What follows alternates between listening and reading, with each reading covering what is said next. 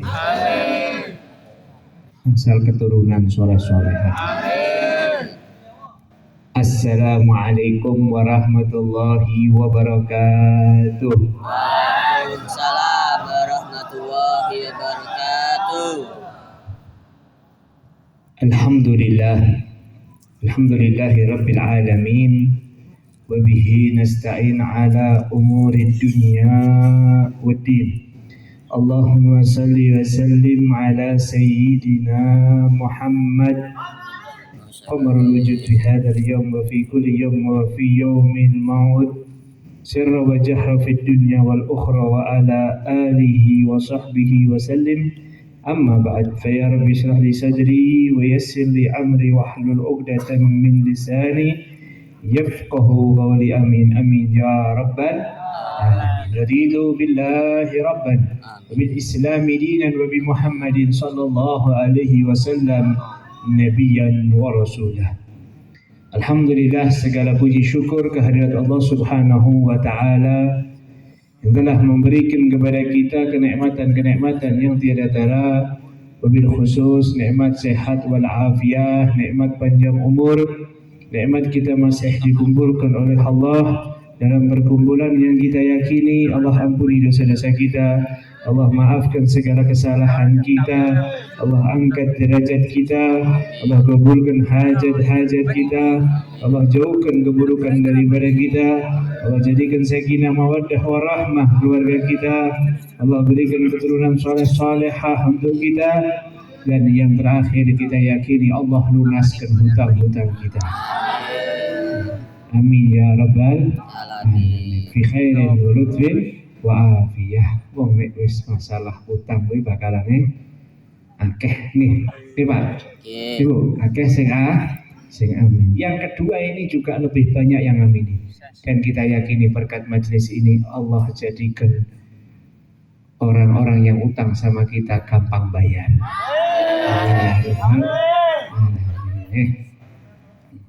Alhamdulillah, di malam hari ini kita berkumpul bersama-sama membaca sholawat, membaca lantunan daripada pujian-pujian kepada Nabi Muhammad SAW, dan juga membaca sejarah tentunya manusia yang paling luar biasa, manusia yang kalau setiap siapa saja yang mendengar tentang kisahnya maka tidak mungkin akan ada kata-kata bosan, apalagi kata-kata jenuh.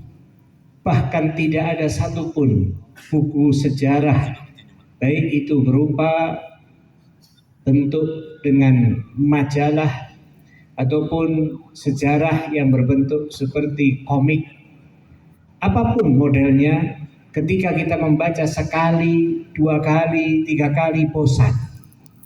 Berbeda dengan sejarah Nabi Muhammad SAW. Siapa yang membacanya sekali, dia akan memiliki cahaya dalam hatinya. Cahaya itu akan berbuah merasa penasaran. Maka membaca lagi kedua kali akan menjadikan pingin lebih tahu lagi. Ketiga kali tambah pingin tahu lagi. Keempat kali tambah ada rasa cinta. Kelima kali, keenam kali, bahkan dikatakan oleh para ulama sampai seumur hidupnya sekalipun dia habiskan waktunya untuk membaca sejarah Nabi, maka tidak akan ada kata-kata bosan ataupun lelah.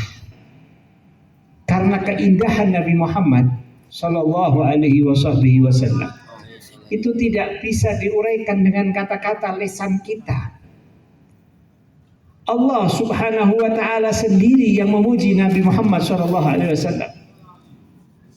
Wa innaka la'ala khuluqin azim. Engkau wahai Muhammad, engkau adalah manusia yang memiliki budi pengerti yang luar biasa. Bahkan para ulama mengatakan, dan sejarah-sejarah yang ada di dalam kitab sejarah yang sanadnya nyambung sampai kepada Nabi sallallahu alaihi wasallam, semua itu ketika mengatakan siapapun yang membaca sejarah Nabi Muhammad pasti akan mengatakan aku mencintainya. Iman dan tidak itu hidayah dari Allah. Tapi cinta pasti. Dan ini sudah terbukti. Tidak ada satupun warga Mekah ketika itu yang mereka itu menitipkan barang yang paling berharga kecuali kepada Nabi Muhammad SAW. Kita punya barang, kita punya harta yang paling kita anggap ini harta berharga, yang selalu kita jaga, kita perhatikan. Masa mungkin kita titipkan kepada orang yang kita tidak tahu, dan mungkin orang itu tidak amanah. Sehingga Rasulullah SAW ketika akan hijrah, berpindah dari kota Mekah menuju Madinah, tentunya dengan berat hati Rasulullah meninggalkan kota Mekah, tentunya dengan jerih payah harus hijrah. Rasulullah SAW ketika akan berangkat menyampaikan kepada Sayyidina Ali, wahai Ali, saat ini aku akan tuliskan kepadamu daftar nama pemilik barang yang ada. Satu. Yang kedua, aku simpan di mana saja itu barang tersebut, aku berikan kepadamu. Itu dua hal. Tolong engkau sampaikan amanah ini kepada mereka. Seluruh penduduk Mekah tidak ada satupun yang memiliki harta yang paling berharga kecuali diberikan kepada Nabi Muhammad SAW. Dititipkan. Mereka percaya Nabi Muhammad pasti manusia yang paling jujur. Ketika dikatakan tidak ada di wajah Rasulullah SAW, kalau kita melihat itu ciri-ciri bohong tidak ada, ciri-ciri pembohong tidak ada, karena saking indahnya dan benar-benar kejujuran Nabi Muhammad SAW. Bahkan ada seorang yang dia itu tadi dikatakan mengikuti sayembara ketika Rasulullah akan hijrah ke kota Madinah. Kaum kafir Quraisy sudah tidak kuat, Pak. Bagaimana caranya Muhammad ini harus dihidapeti, hidup maupun mati. Bahkan sampai di antara mereka mengatakan siapa yang mendapatkan Muhammad hidup ataupun mati, maka akan mendapatkan hadiah 1000 unta. Riwayat yang lain mengatakan 10.000 unta. Riwayat yang lain mengatakan 10.000 unta. Unta itu kalau kita mau perhitungkan, jangan lihat sekarang. Di zaman itu satu unta itu sama seperti kendaraan paling mahal di sekarang ini, di zaman sekarang. Kalau zaman dahulu unta itu paling istimewa, melebihi kambing, melebihi sapi, melebihi keledai, melebihi kuda.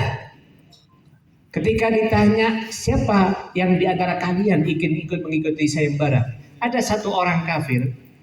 Dia kalau ikut sayembara pasti menang, tidak mungkin tidak. Ada sayembara apa kalau dia ikut, yang lain pasti mundur, sudahlah pasti dia yang menang. Ketika itu dia maju menanyakan, tolong sifatkan aku tentang siapa itu Muhammad. Allahumma shalli wa sallim alaihi. Seseorang itu tadi mendengarkan sifat Muhammad. Ciri-ciri postur tubuh Muhammad. Muhammad itu tidaklah tinggi dan tidak pendek. Muhammad itu memiliki rambut yang melebihi sampai bahu daripada pundak. Nabi Muhammad SAW memiliki rambut sampai pundak. Muhammad itu rambutnya belah tengah. Muhammad itu tadi kalau engkau melihat hidungnya mancung indah. Muhammad itu matanya luar biasa. Muhammad itu ciri-ciri yang paling gampang dan mudah. Kalau jalan dengan teman-temannya, pasti dia kelihatan yang paling tinggi, walaupun secara ukuran dia bukan yang paling tinggi. Kalau duduk, dia terlihat yang paling tinggi, walaupun dia postur tubuhnya bukan yang paling tinggi. Kalau berjalan, seperti orang yang turun dari atas ke bawah. Dan dia kalau melewati suatu daerah, gampang ciri-cirinya Muhammad. Kamu tinggal melihat, mencium saja mana aroma yang harum.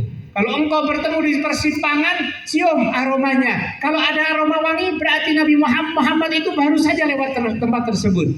Bahkan bisa tercium sampai 3 hari setelah itu. Allahumma shalli wa sallim alaihi. Hati-hati ya, jangan tertipu. Sifat Muhammad itu kalau dipanggil tidak pernah